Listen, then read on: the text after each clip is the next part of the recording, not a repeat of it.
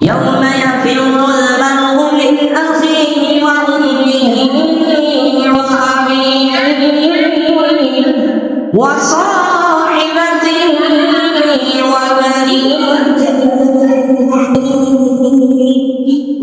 আল্লাহ রাব্বুল আলামিন বলেন ওই দিনটা এমন একটা দিন হয়ে যাবে যেই দিন আপন পিতা মাতা তার সন্তানকে সন্তান বলে স্বীকার করবে না, আপন সন্তান তার পিতা মাতাকে পিতা মাতা বলে স্বীকার করবে না। যেই ভাই ভাইয়ের জন্য দুনিয়ার মধ্যে মুক্ত দেওয়ার জন্য প্রস্তুত ছিল, আসলের ময়দানে নিজের মুসিবতের কারণে আপন ভাই তার ভাইকে ভাই বলে স্বীকার করবে না। সন্তান আর স্ত্রী পুত্র যারা আছে তারপর থেকে জানার পরিমাণ একজন আরেকজনকে ছিলাম পরিচয় দিবে না, প্রত্যেকেই বলতে থাকবে নাফসি নাফসি, ও আল্লাহ তুমি আমাকে বাঁচাও, আল্লাহ তুমি আমাকে বাঁচাও। হাদিসের মধ্যে আল্লাহ নবী বলেন কিয়ামত যখন সংঘটিত হয়ে যাইবে, হাসরের ময়দানে সকল উম্মতগণ উপস্থিত হয়ে যাইবে, আল্লাহ রাব্বুল আলামিন অর্ধ হাত করে সূর্যটাকে ফেলবেন, জমিনটাকে তামায় পরিণত করে দেওয়া হইবে, সকল মানুষকে আল্লাহ রাব্বুল আলামিন ওই স্থানের মধ্যে একত্রিত করবে। মানুষগুলা পাপের কারণে এমন হয়ে যাইবে তারা ঘামতে থাকবে, তাদের শরীর থেকে ঘাম ঝরতে থাকবে, কারো ঘাম এমন হয়ে যাইবে ঘামতে ঘামতে তার বুড়ানি পর্যন্ত ঘামের নিচে তলিয়ে যাইবে। কিছু মানুষ আবার এমন হইবে তাদের শরীরের ঘামের কারণে তাদের কোমর পর্যন্ত, কারো বাহুর পর্যন্ত, কারো সিনা পর্যন্ত, কারো বাহুর পর্যন্ত তাদের ঘাম হয়ে যাইবে। আল্লাহ নবী বলেন বান্দা বান্দার আমলনামায় যখন গুনাহ বেশি থাকবে, পেরেশানি হওয়ার কারণে এত পরিমাণে ঘামবে, ওই বান্দা তার নিজের ঘামের মধ্যে হাবুডুবু খাইতে থাকবে, সূর্যটা অর্ধ হাত করে থাকবে, জমিনটা তামায় পরিণত হয়ে যাইবে, সকল নবীর উম্মত এক স্থানে জমা হয়ে যাইবে, সকল নবীগণ স্থানের মধ্যে জমা থাকবে, ওই স্থানের মধ্যে প্রত্যেক নবীও বলতে থাকবে নাফসি নাফসি, আল্লাহ তুমি আমাকে বাঁচাও, আল্লাহ তুমি আমাকে বাঁচাও। মানুষগুলা বলাবলি করতে থাকবে, হাসরের ময়দানের কাজ কখন শুরু করা হইবে, হিসাবের কাজ কখন শুরু করবে, আল্লাহর কাছে বলার জন্য কেউ সাহস পাইবে না।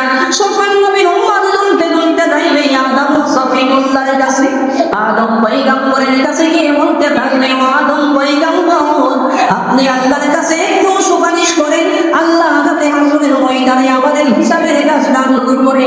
আদম পয়গম্বরকে যখন প্রশ্ন করা হইবে আল্লাহর কাছে সুপারিশ করার জন্য, আদম পয়গম্বর বলতে রাসূলুল্লাহ আমি আজকের দিনের মধ্যে আল্লাহর কাছে কোনো সুপারিশ করতে পারবো না, কারণ পয়গম্বর আদম নিজেই বলতে থাকবে নাফসি নাফসি, ও আল্লাহ তুমি আমাকে বাঁচাও, আল্লাহ তুমি আমাকে বাঁচাও। সকল নবীর সকল উম্মতের উপায় হবে আমার বলতে থাকবে। আল্লাহ তাআলা পৃথিবীর মধ্যে নূহ আলাইহিস সালাতু ওয়াস সালামকে আল্লাহ দ্বিতীয় নবী হিসেবে আল্লাহ পৃথিবীর মধ্যে প্রেরণ করেছিলেন। আদমের সানি তাকে বলা হয় নূহ আলাইহিস সালাতু ওয়াস সালাম।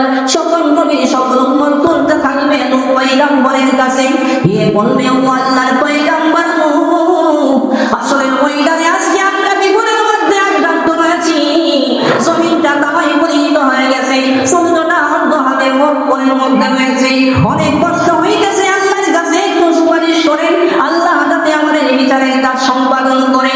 নূহ পয়গম্বরকে যখন বলা হইবে আল্লাহ নবী হাদিসের মধ্যে বলেন নূহ তখন বলতে থাকবে রাসূলুল্লাহ ও দুনিয়ার মানুষেরা, ও নবীর সকল নবীর উম্মতেরা, আজকে আসরের ময়দানে আল্লাহর কাছে আমি সুপারিশ করতে পারবো না, কারণ আমি নিজে আল্লাহর কাছে ভয়ে আতঙ্কিত হয়েছি, নাফসি নাফসি। সে আর বলতে থাকবে আল্লাহ তুমি আমাকে বাঁচাও, আল্লাহ তুমি আমাকে বাঁচাও। মানুষগুলা বাড়ি করতে করতে ইব্রাহিম খলিলুল্লাহর কাছে গিয়ে বলতে থাকবে ও আল্লাহর পয়গম্বর ইব্রাহিম খলিল আপনি আল্লাহর কাছে একটু সুপারিশ করেন। ইব্রাহিম খলিলুল্লাহ তখন বলতে থাকবে রাসূলুল্লাহ আমি আল্লাহর দরবারে সুপারিশ করতে পারবো না। ইব্রাহিম খলিলুল্লাহ বলতে থাকবে নাফসি নাফসি, আল্লাহ তুমি আমাকে বাঁচাও, আল্লাহ তুমি আমাকে বাঁচাও। মানুষগুলা আমার ঘুরতে ঘুরতে যাইবে মুসা কালিমুল্লাহর কাছে, আল্লাহর পয়গম্বর মুসা কালিমুল্লাহ বলতে থাকবে নাফসি নাফসি।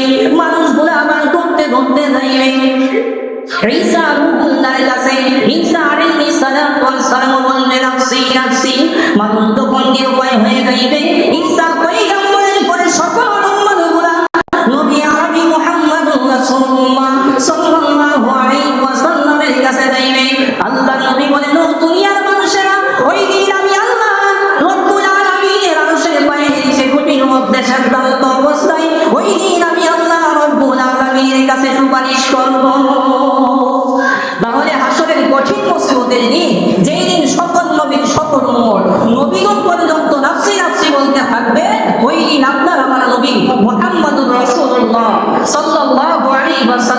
এই গুনাহগার উম্মতের জন্য আল্লাহর দরবারে সুপারিশ করবে।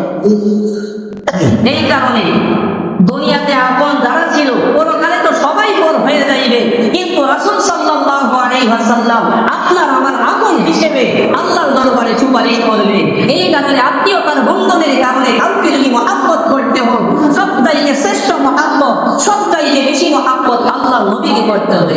তাই আল্লাহর নবী বলেন, যারা আমার সুন্নতকে মহব্বত করবে এর দ্বারা প্রমাণিত হইবে তারা আমি নবীকে মহব্বত করে।